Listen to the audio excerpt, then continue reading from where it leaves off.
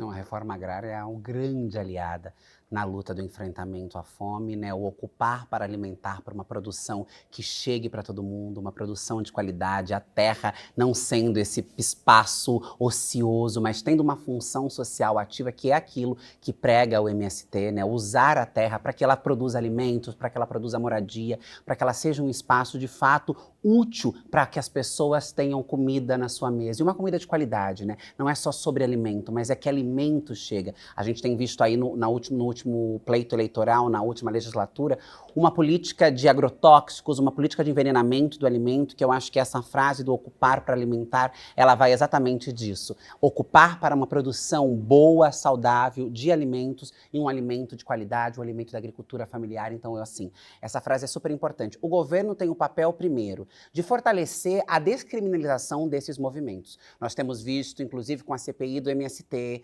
projetos que entraram na pauta da Câmara na semana passada, que são projetos de criminalização dos movimentos sociais. Acho que o governo precisa fortalecer esses movimentos, fortalecer essas políticas e ampliar políticas de enfrentamento à fome também a partir da união com a agricultura familiar. Acho que os movimentos têm esse papel importante, acho que o poder público tem esse papel importante, acho que a gente precisa unir esses esforços, porque a gente sabe que, de fato, a fome, ela não é uma pauta identitária ou política, mas o não enfrentamento dela é uma pauta política. A fome não é enfrentada exatamente por conta dos interesses políticos que estão colocados. Existem comida para alimentar as pessoas, existem terra para produzir alimento para as pessoas. Essas terras não produzem esse alimento, essa comida não chega onde ela precisa chegar, exatamente porque a política ainda se controla e se organiza através da fome, através da violência, através da precariedade, através do não acesso a itens básicos como o alimento, a água, a saúde,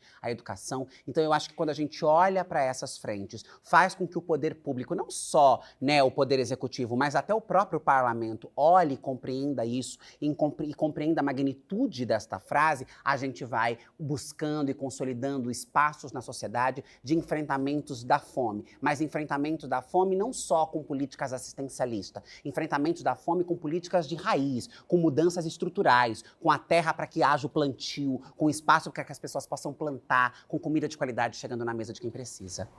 Deputada, a gente sabe, né, Bolsonaro perdeu as eleições em 2022, mas a gente tem um Congresso extremamente conservador, com muitos representantes da extrema-direita. Como fazer para emplacar pautas progressistas que sejam encaminhadas, que cheguem à sanção do presidente? Ai, que pergunta maravilhosa, que pergunta linda e que não vou te responder. Não tem resposta. Nós estamos lá todos os dias tentando aprender como é que a gente fura a bolha, como é que a gente barra o retrocesso, como é que a gente consegue votos para aprovar legislações, políticas públicas que são importantes. Tivemos uma votação recente no caso da prisão do deputado Brazão, que foi muito apertada, mas que ali tinha um dispositivo diferente, que era um dispositivo que unia em alguma instância os partidos e constrangia aqueles deputados que votassem diferente perante a sociedade. E mesmo assim, a votação foi bem apertada. Em pautas como, por exemplo, a pauta da reforma agrária, a pauta dos movimentos sociais, a pauta da ocupação da terra, etc., essa é uma pauta que não constrange. Muito pelo contrário, é uma pauta que, inclusive, encontra reforços na sociedade, que é movida pelo preconceito, pela desinformação, pelo medo dos supostos invasores que foram fantasiados por esse reacionarismo. Então, assim, eu não tenho uma resposta. Eu acho que o que nós estamos fazendo agora, dentro do Congresso Nacional, tanto a Câmara quanto o Senado, e eu estou líder da bancada da Federação Pessoal Rede, é o diálogo. Dialogar com os líderes, fazer as obstruções que são necessárias e barrar. Você me perguntou sobre como aprovar. Eu estou tentando encontrar essa resposta. Mas o que nós estamos tentando fazer com esse sucesso nesse momento é frear.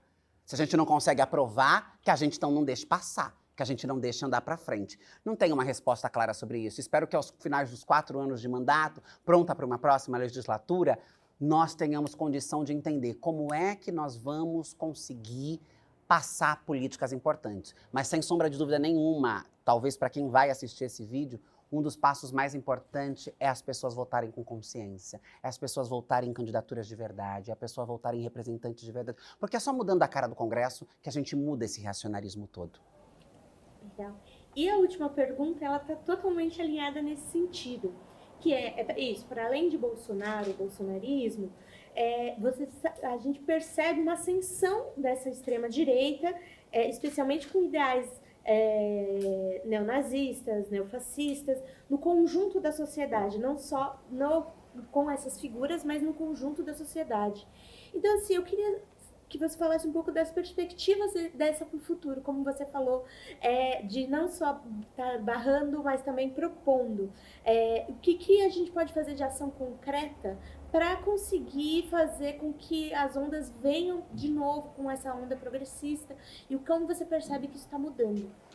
Mudando devagar, mas mudando, nós temos de fato, hoje no Brasil e no mundo, uma ascensão brutal do que é a extrema-direita e o neofascismo, né? Até com a legitimidade por muitos veículos, como o próprio Twitter, que legitima discursos como esse, fez agora os republicanos essa lista de contas que foram bloqueadas nos Estados Unidos. Isso alimenta e fortalece, através de bilionários, essas ideias antidemocráticas, antidireitos humanos, antiminorias. E nós precisamos, do lado de cá, entender quais são os mecanismos e a linguagem e a sofisticação que precisamos desenvolver para também nos colocarmos como lideranças e como pessoas confiáveis na sociedade. Nós precisamos, às vezes, dar alguns passos para trás no debate radicalizado, no debate teórico, no debate profundo, e olhar para os olhos das pessoas e dialogar com a realidade delas. Desmascarar com simplicidade e verdade as fantasias pintadas pela extrema-direita e por toda essa estrutura maquiavélica, que ela flerta com a família, ela flerta com a criança, ela flerta com o religioso, ela flerta com a proteção privada, do espaço privado, da terra. Tudo isso alimenta, move, seduz com uma facilidade muito maior do que o debate sobre, sei lá, o que a esquerda promove, eu quero o fim da polícia militar ou legalize as drogas já, que são debates importantes, mas que precisam ser feitos com conteúdo que chegue na periferia. Conteúdo que chegue na tia da igreja. A tia da igreja não quer a legalização das drogas. A tia da igreja não quer o fim da polícia militar, porque do lado de lá, o que está sendo pintado é o terrorismo.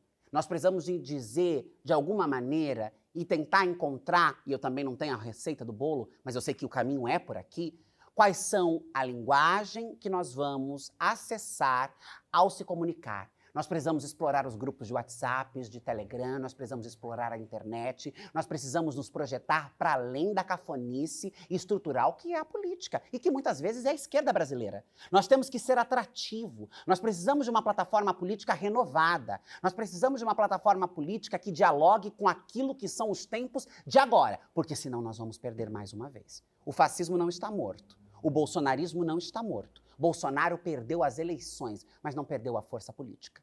Nós vemos aí o que se manifesta nos projetos dentro da Câmara, nós vemos o que vai ser as eleições municipais, que inclusive são eleições extremamente importantes para demarcar isso. O bolsonarismo quer mostrar sua força agora, em 2024, nas eleições municipais em todo o país.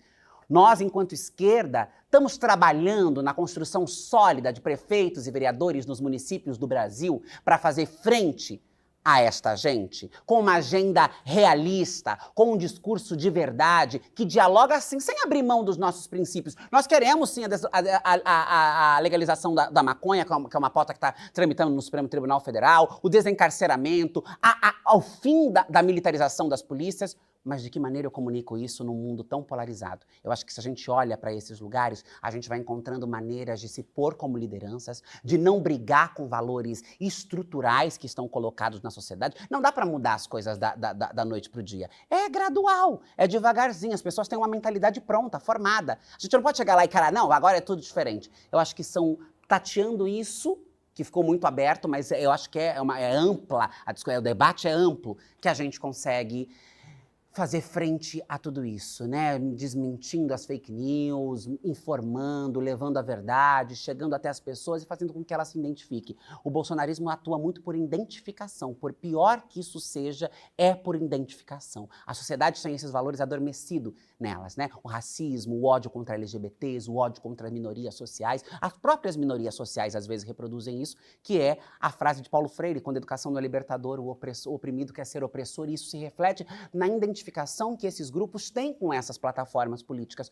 Qual é o nosso papel frente a isso? Como criar uma identificação frente a isso? Eu tenho a minha fórmula, outros terão as suas, todas serão bem-vindas, mas precisamos olhar para isso com responsabilidade e urgência, porque eles estão batendo na porta.